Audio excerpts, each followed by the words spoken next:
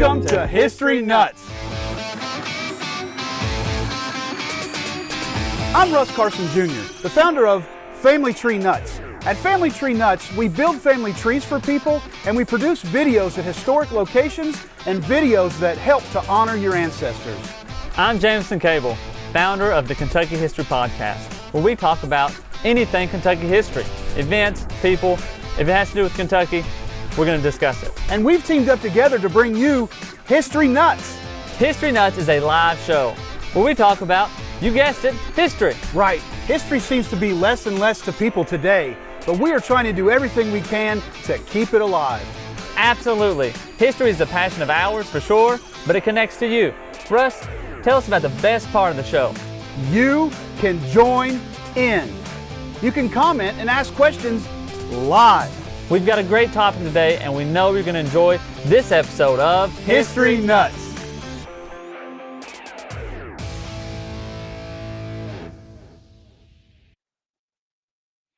And here we are. We look like we're a little blurry, but we are live. Hopefully it's not blurry on your end, or the viewer's end, I guess. Yeah, I don't know if it is or isn't, but a little blurry there. Always have a little bit of rough. This is absolutely live, guys. Live. There's all kinds of hiccups along the way. But here we are. We've got a great show tonight, don't we? We do. A very interesting topic, or unknown topic, really, to most, I would say, at least as far as Kentucky goes. So, and probably the whole, everywhere. So. Yeah, it's such an epic event too. You know, it's one of those things that it's not a proud thing, so we might try to not sweep it under the rug a little bit. So. yeah, that's very possible. But comment, tell us where you're at, and share the old video. Carol says we're not blurry. Don says it looks okay from here, but that sounds good. Clear as mud. Vicky says, "Hey guys." Yeah, they didn't say it looked good. They just said that it looks clear. You know. But yeah, man. So yeah, before we forget, make sure you comment, ask some questions about this, chime in, let us know where you're watching from, and don't forget to share it to everybody. You can watch this at any time. Doesn't have to be live. And don't forget to subscribe to Family Tree Nuts and Kentucky History Podcast's YouTube channel. So we got that out of the way. There you go. Yeah. I posted my channel link in the description there, or the chat. So trying to get to the big 1,000, man. Close to 600. Yeah, absolutely. And don't we have a giveaway or something like that tonight? Oh, yes, we do have a big giveaway. So maybe some people are tuning in for the big giveaway. We'll draw for that. There you go. At the end. So stick around. You got to stick around. It was that nice Kentucky plaque with the tobacco sticks. Yeah, we got a picture of it, I believe. Do we got a picture, Jordan, we can show? Somewhere, maybe. Got that one a little bit too late. Sorry about that, Jameson. Oh, that's okay. So we got to. Well, you can go look at the Facebook page. It's pretty cool. The Tobacco Barn Craftsman. You can get his stuff on Etsy. Just go to etsy.com/Tobacco Barn Craftsman, and or go to his Facebook page. Plenty of real cool artwork, and he makes stuff from tobacco barns and wood that would technically be thrown away and burned, but instead it's kind of preserving. Tobacco sticks, preserving that history of Kentucky. So something you can have in your I don't know, man cave or living room, wherever you want to put it. And not just Kentucky stuff. He does everything. Ohio. So any Buckeyes out there. There's a few Buckeyes around. So a few Buckeyes out there. So So Bloody Monday. I know it's Thursday, but today we're going to talk about Bloody Monday. I'll be willing to say that if you pulled 1,000 Kentuckians tomorrow, I bet you that there's not but one or two that would even know what we're talking about. And it was a massive, epic event, wasn't it? Yeah, I mean, quite a national thing too. There's plenty of people that wrote about it and got a lot of headlines. I guess if you think about like newspaper headlines, after it happened. Of course, there's loads of opinions about why it happened and so forth. Pretty violent. And you bring up 1,000 people in Kentucky, and I'd almost bet even if you went to Louisville and asked about 1,000 people, you still would probably have a pretty low number of people who knew or knows about it or what happened. So one of those obscure things. When did this happen? What time period are we talking about? So we're looking about 1855 is the year it happened. And I guess if you kind of want to set the stage a little bit, at that time in the 1850s, Louisville was a pretty booming place, kind of growing really fast. You had the Ohio River that was obviously a huge transportation area, and there's about 36,000 citizens in Louisville, which I don't have the numbers for typical 1850 growth, but to me that sounds like quite a bit. But 11,000 of them were immigrants, so Wow. about a third were immigrants. Yeah, and it's about the size of Richmond. Richmond, by the way, it's about the size of Richmond. Kentucky. Currently, okay, that's a good comparison. Gives you an idea of how big the town was, which is amazing because the metro area of Louisville today is about 1.2 million. So yeah. It's amazing to think. Of course, that was 170 years ago, but it was a great big town for this time period right there. Very important area due to the falls of the Ohio and the shipping, like you said. But a third of the people were immigrants. Yeah, that's the rapid growth was going on there. That people were just going to the city. I mean, you think about what drives people to move to a place, and if you were on the Ohio River, people are going to come. People are going to come down there, and they're going to set up their families. They're going to, have skills. They're going to want to, trade, commerce, all that kind of stuff. I'm sure there's some breweries popping up, all that kind of stuff. But booming. It was a booming place. Needless to say. And when we say immigrants, what do we mean by that? Very good question. It's going to be Germans and Irish, and yeah. I mean, do you know any Irish or any Scots Irish or any of that stuff? Do you know any of those people? Yeah, a lot of them. But these are fresh off the boat Irish, the Catholics. Those so that was nasty, a big thing. Those mixing, those krauts, those dirty Catholics, those papists, as they were called.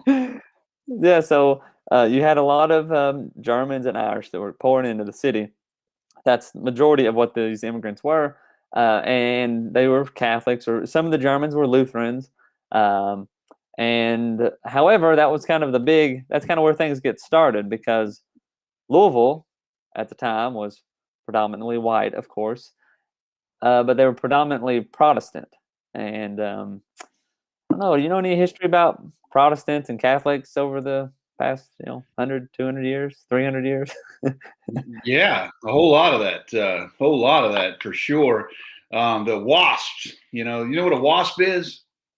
No, a WASP, what is that? The Wasp is a white Anglo-Saxon Protestant. WASP. So anybody that was not a WASP was an enemy of the Wasps. And it's interesting how we always divide ourselves, in one way, shape, or form. It's just a human nature thing to do, right or wrong. But we always fear the outsider and what they're going to do. And I think it was more than just differences of languages and religion, but it was also had a lot to do with some politics, didn't it? Politics. Oh, I mean, you mean politics would make people upset? What kind of world are you living in? We had some hairy elections there recently, but they had some hairy elections in the past too. Yeah. So of course you had the religious aspect, but obviously politics fueled things even more. You talk about news today, and you're going to talk about Fox News, CNN, MSNBC, Newsmax, Washington Post, or whatever it may be. I don't. We go on and on. And you think of those as TV. You think, well, you get your news on TV. Well, back in the day, of course, everything is newspapers. But guess what? It's actually the exact same thing happened. You would have newspapers that would be for this party, or newspapers for that party. Yeah. And of course, they spun the rope or spun the narrative to their benefit. and that's how it went.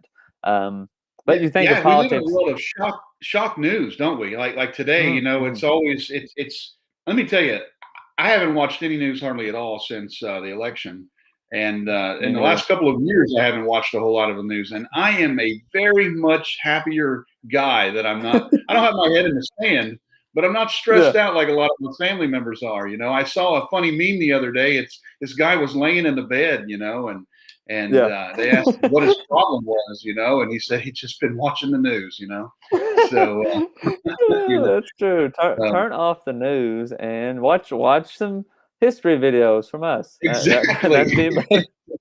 Exactly. Because then you can think, you know what? Back then they didn't have a cell phone. At least I have a cell phone now. My life's a little bit better, hopefully. Definitely. And Teresa said she takes offense or exception to being called dirty. Her Combs ancestors were the first Catholics in Kentucky. I didn't say they were dirty Catholics. I said that there were those that thought they were dirty Catholics. So I understand there's good Catholics. Yeah. But yeah, So we're all good Catholics, right? So anyway, there you go. So the political time, because you got to think of the political time to kind of set the stage for all this. You had two parties. You had the Democratic Party and you had the Know Nothing Party. What a name! The Know Nothing. Do what? They know nothing, man. I know nothing. That's how. And the original, or the I guess official title of the Know Nothing Party was the American Party, but they knew nothing, so they got tagged with the Know Nothing Party, and it stuck. They actually had a lot of They kind of embraced the name of Know Nothing, and you can find a lot of just I guess documentations, flyers, pamphlets that they would pass out, and so forth. But the Know Nothing Party kind of evolved, I guess, out of the Whig Party. Henry Clay's Whig Party was I guess falling apart basically, and this is the party that kind of rose from those ashes.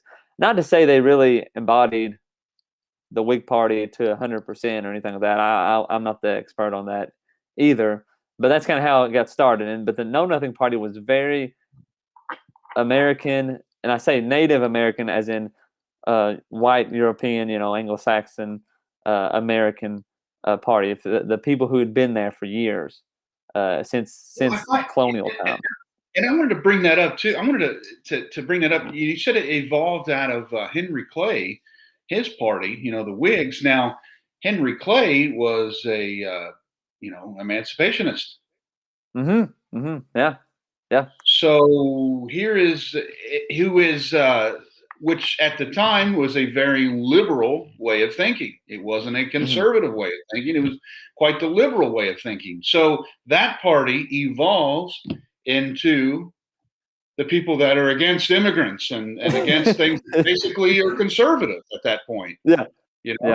And the Democratic Party was at little later on, moving further in the history, the Democratic Party was about being conservative and about keeping things the way that they were, and the Republicans were the liberal-minded people of freeing the slaves and giving all men are equal and things like that. And I'm very, very, very much oversimplifying things here. Oh, of course. But today it's completely opposite again. So that's why I think is really interesting how the ebbs and flows of the different parties and the ways of thinking evolve over the years. So. Well, and it's good to point out, like this is 1850s.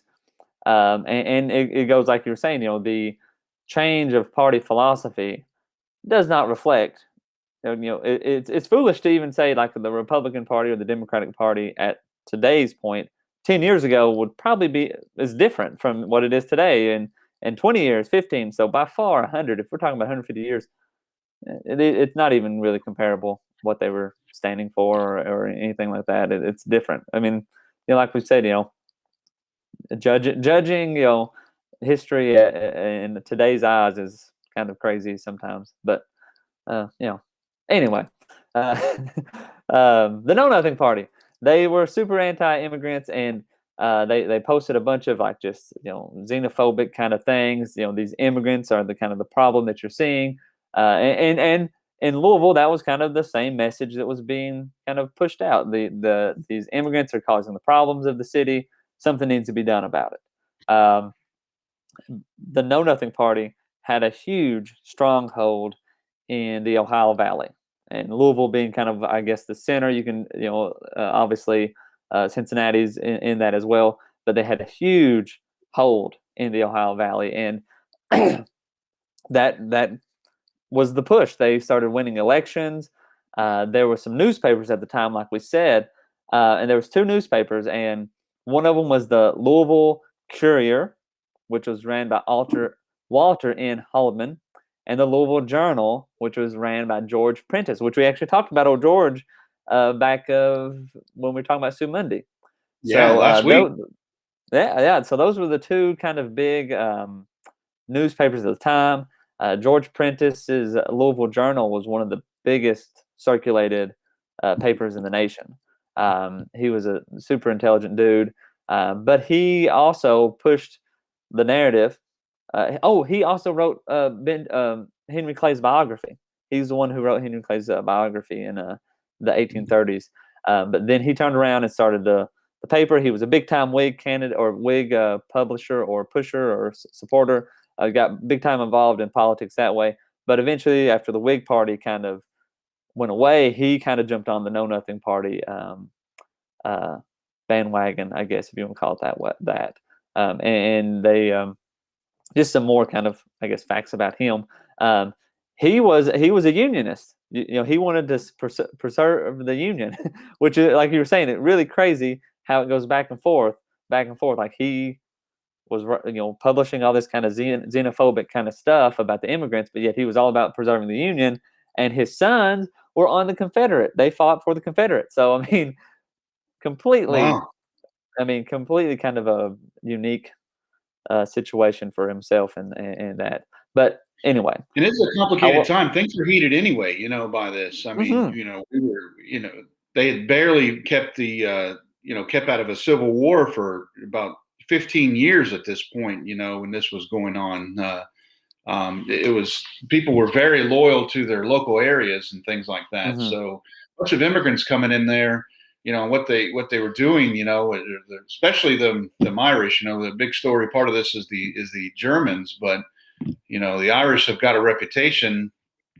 I say this because I can, but the reputation they've earned, kind of thing. But carrying on and stuff like that. But anybody that's different than them, is a threat,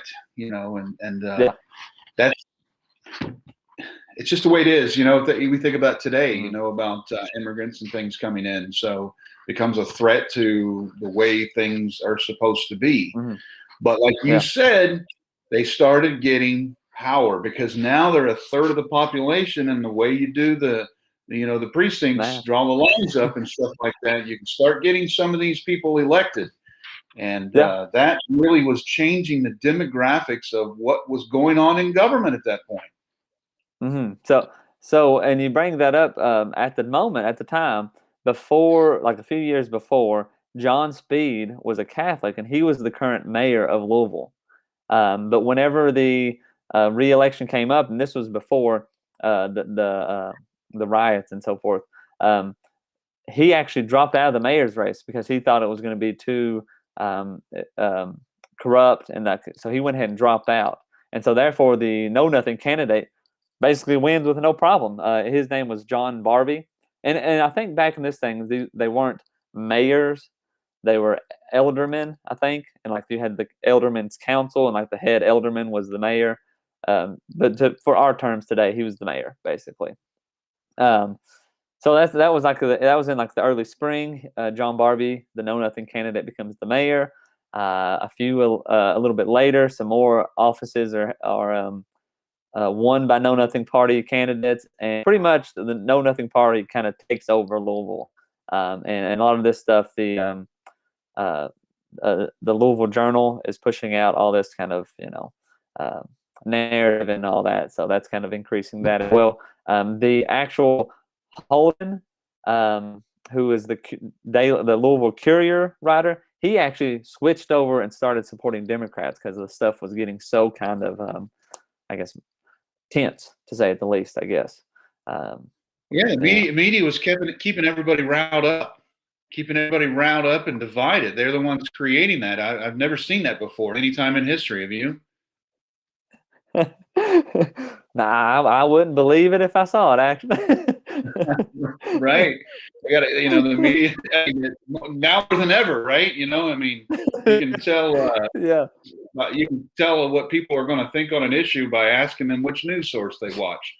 Exactly. So Yeah. they keep us down by keeping us divided. So it's, and if you control the media, you can control everything. So that's a whole nother show. But that's definitely what was going on in the community right now. It's relative, because I mean, this is exactly what's happened. The newspapers were controlling the narrative, and one of the most powerful newspapers at the time was, spinning the story that they wanted, and that was causing unrest. And this is an important story that needs to be told, because we haven't got to the potatoes of this yet, but this is not a good story. This is not a funny story. This is not something to laugh at. This is absolutely tragic and horrific what happened from this. And, it just takes a quick event for something like that to be sparked again today. So we need to be aware of what can happen with that for sure. Yeah, and to talk about, like, I've researched this quite a bit, and there's a lot of newspaper articles that write about this, and we'll talk about that in a bit later. But the actual Louisville Journal's newspapers archives is in Louisville, but they're not digitized, so I've not been able to get to Louisville and look through all those. Obviously, that would be really cool and nerdy to do, but it's I haven't been able to do that yet. So election day, August 5th, 1855. The big election in Kentucky is for the governor. The candidates are Charles Moorhead, he's of the Know Nothing Party, and Beverly L. Clark, who is for the Democratic Party. A man named Beverly. a man named Beverly. There you go. At the polling places, Know Nothing people are there. They're kind of, if you want to say being thugs, causing fights. It's a hot day too, so people had to wait in long lines. They really were trying to be forceful and discourage people from voting. Yeah. And guess what? Eventually, some of the German and the Irish citizens, they actually gave up and tried to vote. So they went back and they didn't even vote because it was so bad. And to just give you some context, Moorhead ends up winning the governorship. I don't know as much about the total votes and stuff for him, or how it all ended up going, but he did win, and I don't know how close it was either. I'll get to that eventually, I'm sure, when I get to hit his actual term as governor.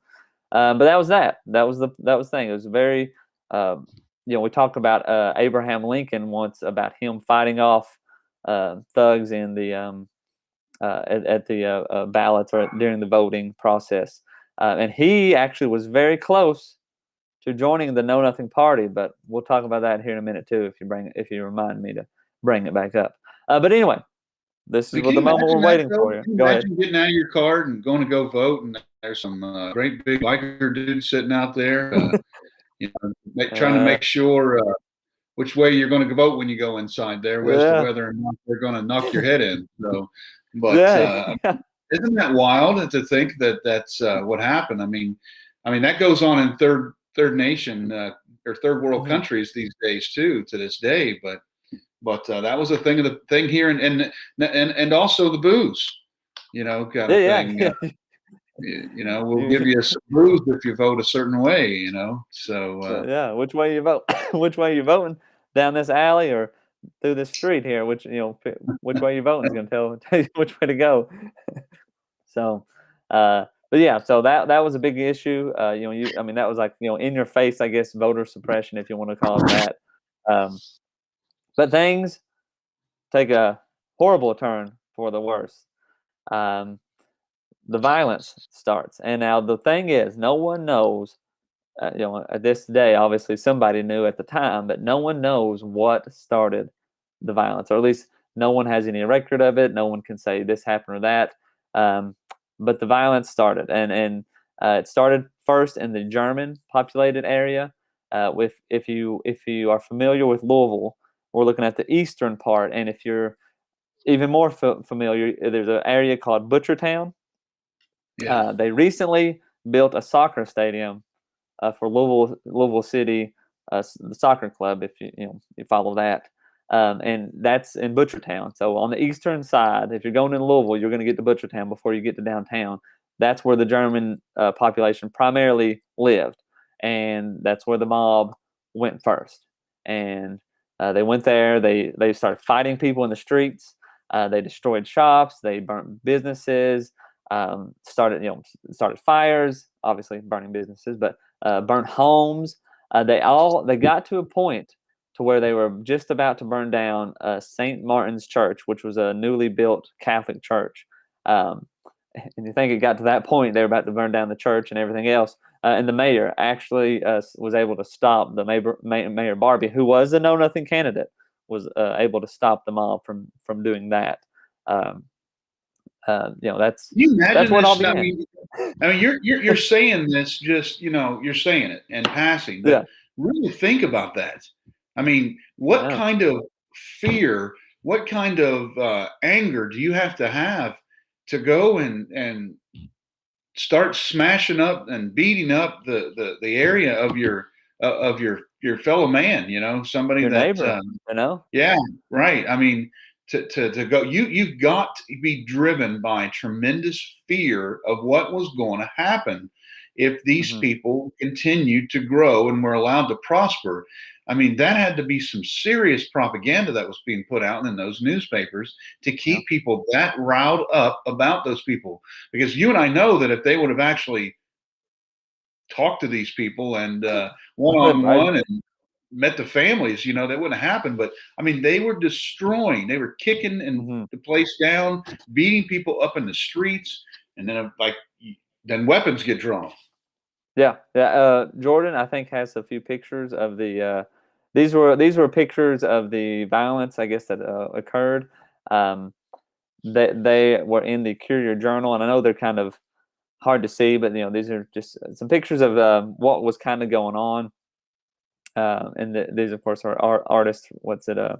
Recreations. No one was actually. I think these were in the Courier Journal in like the 1860s, so about 10 years later. But still, I mean, they look terrible. I mean, it looks like they're burning down the place, and it would have been terrible. And like you said, I mean, if they would just talk to their neighbor and found out, oh, you're not here just to steal my job, you're here to raise your family. Okay, they probably would have been okay with it, and that they were sold a narrative, and that's this is what happened. People end up dying and burn. Places end up burning. Lives were changed. So yeah, a lot of people died. There was a lot of deaths. I don't know if you're waiting for that big big number reveal, but yeah, how many people died? So the official count was that there was 20 people died. However, unofficially, people say that there was 100 plus that died. Yeah. Of course, again, you got like the higher up people in power were of the Know Nothing Party, and they wanted to downplay this as much as they could. So by saying, hey, 20 people, that is. However, some people say that there was just bodies stacked up in some of the local churches that weren't burnt down, that there were just so many that, they didn't know what to do with them. But that's all, that's all. Again, yeah, because families, they burnt down apartment complexes of a gentleman, I forget his name, a German fellow there, burnt down apartment complexes, and whole families are supposedly said to have perished and burned. And if sometimes they said if they were trying to escape the flames, what happened to them? They'd be shot. People would try to run out of the homes, the burnt homes, and then they'd shoot them. This is insanity, man. Yeah. This is absolute insanity. Yeah. I mean, can you imagine? We riot over little things. No, that's not true. I shouldn't say it like that. We riot over much smaller events, I guess what I was trying to say, about one death or two deaths. No, I mean, can you imagine if 22 to 100 of our citizens were murdered in an area? How would you quell that violence today? I don't know. I don't know if it'd be possible, honestly. But it blows my mind. I guess the lack of concern of like humans. You know, yeah, they might be German and Irish and Catholics, but I mean, they were just. I mean, they're there to kill, man. You know, and that's what they did. I mean, and you talk about like the death toll. If a apartment building burns down, they may only find one identifiable body, you know, but there could have been families living in there. Load, you know, 5, 10, 20 people, you know, in an apartment building. So, you know, pretty crazy, but that's not where it stopped. You know, this was in the west or the eastern end of town. They moved to the Irish district that was in the western end of town, and same thing followed. A whole row of buildings was burned down. People were shot again. It was said that there was a brewery that was they attacked, but before they burned the brewery down, they did get all the booze out and start partaking with some of the booze, and then they burned down the brewery. So, you know, I guess they had their priorities, but yeah. That's a unique story. It's hard to make light of any of this, but you know, that's a unique side of that there. That kind of crazy. It's kind of a weird story. Was the brewery on the Irish side or the German side of town? I think it was the German. You know. Okay. From you know, the Germans drink a whole lot more than the Irish. The Germans drink a whole lot more than the Irish do. Maybe not. I wouldn't challenge an Irishman with that, but I'd say those are the two cultures that are known for those things the most. So, which is probably one reason was being fueled in the propaganda that was there. So, yeah. If you want to, let's take a quick break. Learn about a revolutionary dude. The Marion, Francis Swamp Marion. Fox. Swamp Yeah, Fox. we'll There see you go. All right.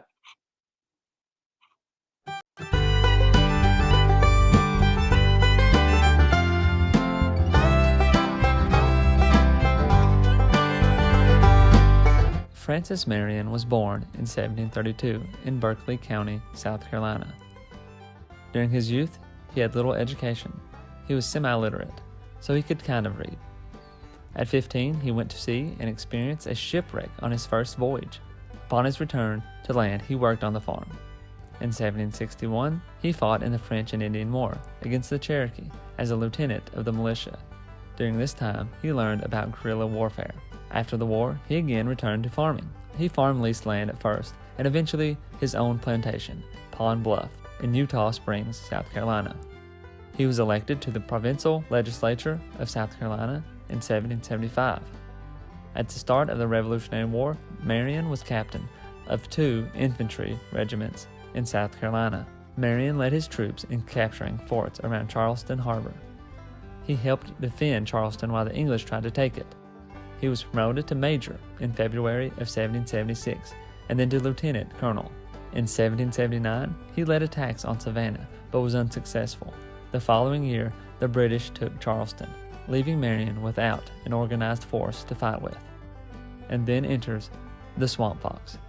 Marion used the guerrilla war tactics that he had learned during the French and Indian War to fight the British with small groups of men. They attacked British supply lines and posts. He even lynched British supporters and African American slaves who may be helping the English. Throughout this time, he concealed his men and attacked between Charleston and Camden and the Santee and Petee rivers. During these times, he rescued 150 American prisoners. He destroyed a column of British replacements, and he forced British allies apart to vanquish pro-British sentiments. By this time, the British Army had used up a large amount of resources to find Marion and his group. British officer Colonel Banastre Tarleton chased Marion through the swamp land for 7 hours and 26 miles. Lieutenant Colonel John Watson also failed at finding Marion. As the war went on, Marion established a base at Snow's Island at the Petee and Lynch's rivers. General Nathanael Greene helped Marion install American supremacy in South Carolina? Marion's most known battle was at Eutaw Springs, where he commanded the largest number of troops in his career. After the battle, in 1781, Marion was elected as a representative in the South Carolina legislature, in which he served in for the next 2 terms. At the end of the war, he married his first cousin, Mary Vadu, who was very wealthy. His own plantation had burnt down during the war, and his slaves had run away to join the British. He started a new plantation called Pond Bluff in what is now called Orangeburg County, South Carolina, and he also bought more slaves. He died at his home at the age of 63 on February 26, 1795. I hope you've enjoyed learning about Francis Marion, the Swamp Fox. He was a very successful military leader who helped defeat the British in South Carolina during the Revolutionary War. He has many proud, successful moments throughout his life, but he's also connected to negative actions as well, such as owning slaves and controversial methods used against Native Americans.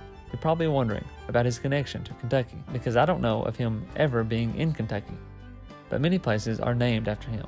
The town of Marion in Crittenden County and Marion County, the 84th county of Kentucky, were named after Francis Marion. Don't forget to try out audibletrial.com/KYHistoryPod to get a free book of your choosing. Like and share this video and subscribe to the Kentucky History channel and hit the notification button for more Kentucky history content. If you'd like to support the channel, check out our Patreon page at patreon.com/KYHistoryPod. You can find us on Twitter and Facebook at KYHistoryPod and on Instagram at Kentucky History Podcast.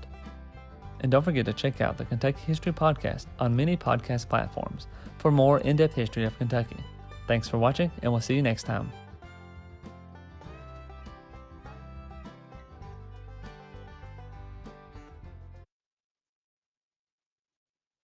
And we're back. We're back. The Swamp Fox. Swamp Fox, man. Swamp Fox. Tail on his hat. Nobody knows where the Swamp Fox at. Swamp Fox hiding in the wind. He runs away to fight again. You know that song? Wow, that's that. Yeah, funny. That's There's pretty an impressive. old Disney movie, series about Francis Marion. That show, yeah. The whole thing's on pretty YouTube nice. if you'd like to check it out. It's pretty cool. It's about the time of the old Daniel Boone show. So, but yeah, great stuff. Great stuff. Enjoyed that one a whole lot there. It's funny how so many things that, names that you've always heard of and not thought anything of it. I mean, there's things named after Francis Marion all over the country, Yeah. So back to Bloody Monday. Back to Bloody Monday. Woo! That pretty much sets up the state, or sets up the most of it, I guess, or most of the violence. Started in the German part of town, went to the Irish, and it continued on throughout the night. And that's pretty much the main, I guess, stuff that happened. The Know Nothing Party, like I said, performed very well at the polls, and that pretty much wraps up, I guess, the events of it, if you want to say that. But there's a lot more, I guess, as far as facts we can talk about. There was an Irishman named Patrick Quinn, like you said. He was an owner of a shop, and he tried to escape. And while he was trying to escape, he got shot. Over 100 businesses were destroyed, which, I mean, you think of 1855, that had to be just about all of them. when you maybe look at the whole city. What's wild is that this is one-sided. You're not hearing about retaliation, and you're not hearing about a strike back or anything like that. It's all one-sided. The Wasps came down there and exerted dominance of the area, I guess. Yeah, and the Germans and the Irish weren't organized enough to fight back. No. In some aftermath of it, just in general, 10,000 immigrants, which was just about the entire immigrant population at the time, left. They left Louisville. Yeah. Rightfully so. I would see why they would want to leave. some people and it should be said too that this was a loss to Louisville because these weren't just knuckleheads. I mean, these were tradesmen. These were people that had Mhm. skills, that brought value to the community there. So they weren't wanted and Yeah. said, "Well, I'll take my skill and trade somewhere else," Yeah, kind of yeah, thing. and, some people, and this makes perfect sense, say that this is the reason why St. Louis and Louisville, or St. Louis and Cincinnati, grew at bigger rates or made a jump faster than Louisville, Sure. is because the immigration population left, and then people didn't want to go to Louisville for, I'd say, for a while at least. That's, I mean, I wouldn't blame anybody for not wanting to go there after the Right. events of Bloody Monday. Um, Yeah, it's very mm, interesting the demographics and things of that, because what mhm. Louisville could have been bigger than both. It's more Yeah, centrally yeah, located and things like that. So, especially Cincinnati, that Cincinnati has a tremendous German population, German Northern population, Kentucky, exactly. Yeah, and tremendous Irish and even Scottish immigrants society. They were very welcoming, and there's several organizations that were there set up in Cincinnati to get people to come in, to help them find jobs, hmm help them find a house, get them associated with the communities. So those cities boomed where Louisville did not as much. yeah, yeah, yeah. Eventually, Louisville did elect a German-born man by the name of Philip.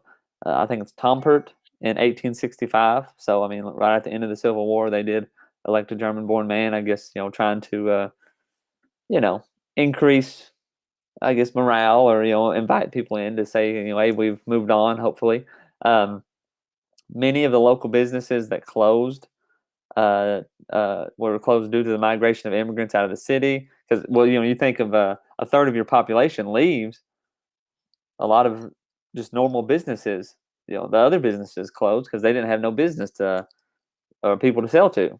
So that affected the city as well. The remains, like the destruction in the city, nobody really cleaned it up. It kind of just sat there for many years to come. It was just kind of like this reminder, I would say, of, like, what happened. Um, uh, the religious leaders at the time, they came together, the Catholic leaders, the Protestant leaders, and kind of call for peace. This was kind of bringing people together to try to reconcile, I guess, the differences. Probably a little too late for that, you know. Um, After all the stuff that had happened, uh, the Know Nothing Party did not last much longer either. They ended up splitting, and some of them joined the Democrats, some of them joined the Republicans, and the headquarters in Jefferson County in Louisville actually was abandoned in 1857 and turned into a German theater. So two Yeah, years, just 2 years later. Yeah. 2 years later, they're gone completely. Mhm. And you kind of makes you think of what was the purpose of it all. It didn't really do any good, if anything. It probably needed to Uh, expire. It probably needed to. I yeah. mean, to have its people so outraged to act like that. We talk about the population. I always try to put things in, and what's the word? Put it in perspective. Okay, so we know that approximately 22 to 100, 20 to 100 people died, but the population hmm was 30,000. Well, the population of that area today I think the population of Louisville itself proper is about 600,000, I think. hmm So hmm what is that? And 20 times. So Yeah. 20 times 20, put that in perspective today, you'd have, 400 to 2,000 people that were Yeah. killed. Oh, And if you put that in today's numbers and what's relative of the time, that's a lot of dabbering people, man. And yeah. this is something that, like we said earlier, people don't know that happened. And I mean, the underlying story is the media got them riled up in order to do these types of things. So Yeah. we need Yeah. to know these stories so that this stuff doesn't happen again. Because I'm here to tell you, man, I know some people. It wouldn't take a whole lot to get them fired up to where they were doing some same stuff that happened then. Yeah. Well, a lesson to take a breath, take a breath, and look what you have around you, what you need, and what the blessings you have at the moment. Stop reading the newspaper. Stop watching the news. Exactly. Yeah. Yeah, I'm not saying don't be an informed citizen, because that's irresponsible as well. Be informed, but don't Yeah. don't go down the rabbit hole. Don't go down that rabbit hole. You need to realize that. Yeah. Vicky asked, were there any Black Dutch people mixed in with that? What's going on there with the burns and such? I mean, I would Sure, I have to look assume. Yeah, I would assume possibly, but I don't know. I don't know that 100%. Most of it is most of the stuff I've found or information about it was all directed towards the German Irish population. And Dave Brown on the YouTube says he wonders if the George Prentice's statue is still in storage. He heard that Cave Hill Cemetery refused it, but it was very. It is. It's not like it's been removed. It's no longer in anywhere that I know of. I mean, I guess the storage place wherever they keep statues at, I guess. But yeah, and he's it's no the guy longer for the newspaper writing the articles, keeping everybody riled up. Mm-hmm. Mm-hmm. Now I did, and just I guess because I haven't read any of these articles that he wrote, and it's good to talk about the articles again. But I watched a speech or a lecture given about this, and the guy said that he had read some of the articles, and they weren't as bad, I guess, as they're made out to be. Not to say they weren't obviously provocative or goading, to say that way, but they weren't as I guess as horrible as they're made out to be. But again, 1855, looking at it today, that might not be the same a good lens to even compare it to in that sense. But the newspapers I have read. So what happens is the Louisville Journal writes an article, and same thing as in news today. If I watch Fox News in Lexington, somebody who watches Fox News in Dayton or in Nevada or wherever, there might be a story that they share that's all the same because they're all affiliated under the same Fox umbrella or whatever. And same for NBC and ABC and all the rest. You would take a newspaper article from Louisville, another newspaper would then publish the same article and just say, from the Louisville Journal. And so I have read articles about Bloody Monday in other newspapers. And of course, they're all pretty scathing and talk about how just terrible it was. And actually, I'm going to put some of those up on the website. I actually have a page dedicated to Bloody Monday.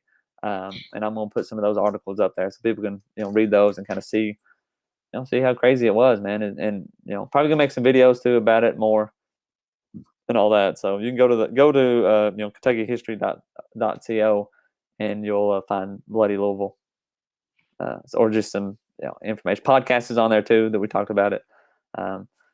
Pretty crazy. Another thing though, we talked about Abraham Lincoln. It is said that these riots deterred him away from the Know Nothing Party, and so then he went with the Republican Party, or the newly found Republican Party, all that stuff. So, yeah, pretty crazy. It's one way to stir it, and there's a lot. It always comes down to there's somebody on the back end. Somebody made some money along the way. Somebody made some money. Maybe the Germans and the Irish were creating some competitive businesses and things like that. So yeah. Those people whose businesses were affected by the Germans and the Irish's businesses that popped up created more propaganda, a little more hearsay, a little more paranoia. Yep. It always comes down to money, man. I mean, any war we want to talk about, we can go to the money. money. One last thing, really, and that's all I got is the Courier Journal, or the Louisville Courier and the Louisville Journal ended up merging to form the Courier Journal, which is still published, today. So that's an interesting connection. So yeah, same thing with the Herald Leader in Lexington. It was two different papers and political papers, but a good deal. We need to know our history lest we repeat it, and there you go. What we're trying to do here. It's a horrible, tragic event there that happened right here in our own state. So is it time for a giveaway? Woo! You got the pots right, or the pot right here. So basically, all you had to do is go share the post on the old Facebook about the new website. Excuse me, about the new website and all that. And I'll put your name. And if you shared it in Twitter and other social media, you got your name in multiple times. So I'm gonna reach in and draw here and pick out a winner. And let me put my cup down there. I got the winner. So we want to. There you go. I'm still here. Jessica McCarron, McCarron. McCarron, is that right? Does that sound right, dude? All right. Yeah. So Jessica, if you're watching now, you've won. If not, I will message you and let you know you've won. So congratulations. Awesome. Yeah, that's pretty cool. I wonder where Jessica's from. Wonder if she's watching now, or wonder where she's from. She's won that Kentucky. But I thought you said I was going to win that. Ah, man, your name must have fell out. My bad. Right. But yeah, good deal, man. So that was really good story there. Not a good story, but a story we need to know. And what do we got coming next week? I've got some ideas. Okay. Well, I'm gonna roll on you, idea man. All right, we'll leave that alone. So, you guys got anything special going on over there at Kentucky History Podcast right now? So as it's been the past few weeks, I've been plugging away at the website, and the website's up and running. So if you want to find the podcast, KentuckyHistory.co, you can go there. It's been live for a week now, and as far as I know, it seems like it's going well. There's more Kentucky history you can check out. Some of Russ's videos from Family Tree Nuts is on there as well. The videos that we've done on Kentucky History Podcast. But we do have episodes are rolling back out, man. We're back on track. We got a new episode coming out on Sunday, so we're back on track as far as that goes. Awesome, good deal. We have been focusing mainly on trees. We have so many people on the waiting list right now to get their family tree made that that's where we spent our main focal point lately in the last few weeks. We've got a lot of projects getting ready to gear out here in the next few weeks, including the videos that you and I did. Will be coming out here shortly. Hopefully by the end of next week, we'll start seeing some of those. But lots of stuff going on, man. I know if you're watching this and you're on the waiting list for a family tree, we have not forgotten about you. We have an organized list of people, and we're trying to bang out the ones that we have.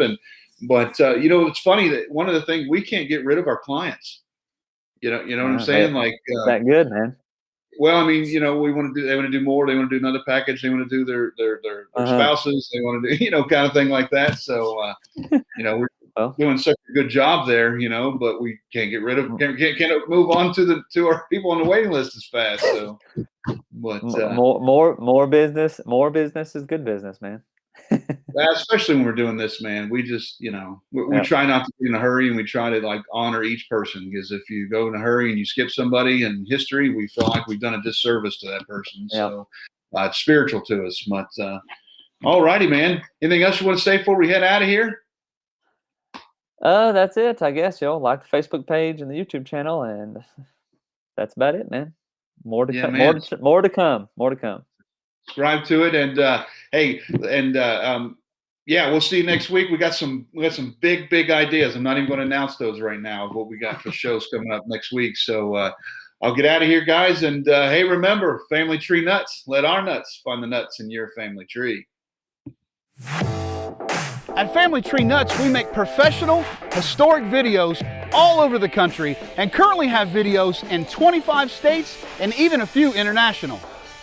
Let's face it, nobody wants to read anymore. As a matter of fact, nobody wants to even watch long videos, which is why I'm going to keep this real quick. Moving into the future, how are we going to educate the public on all the historic treasures that are found in every community? We have found the answer. Short, entertaining, and to-the-point videos with lots of shots and views that are relevant to the subject. These videos are shared on social media and are the fastest and least expensive way to educate the community on the history of your area. We have experience working with historical organizations as well as city or county tourism departments and Chamber of Commerce's to produce these videos for their use. Our clients are provided with copies of any video produced as well as online links to the videos that they can easily add to their websites.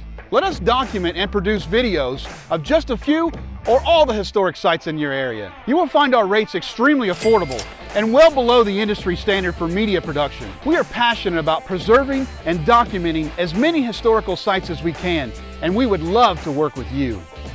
For more information, contact me directly at russ@familytreenuts.org or my personal phone at 859-314-1976. And remember, Family Tree Nuts, let our nuts find the nuts in your family tree.